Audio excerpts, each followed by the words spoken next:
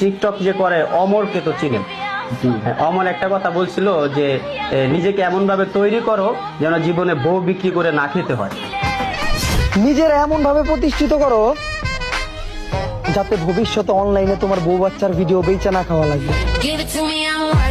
মানে হয় কিন্তু যারা স্বামী স্ত্রী নিয়ে ভিডিও করে ওদের উদ্দেশ্য করে কথাটা বলছে।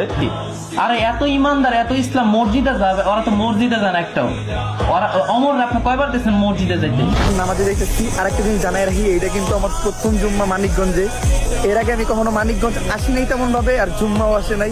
এইটাই প্রথম রোজা, এটাই প্রথম জুম্মা। এর বাহিরটাই এত সুন্দর, আই থিঙ্ক ভিতরটা আরো সুন্দর হইবে। আর আমি শুনছি এই মসজিদের নিচের এরিয়ার থেকে বেশি সুন্দর হলো উপরের এরিয়া। আর আলহামদুলিল্লাহ নামাজটা শেষ করলাম, একদম পারফেক্ট টাইমে আসছিলাম আমরা। আরেকটু দেরি করে আসলে এই নামাজটা ফিরে যেত।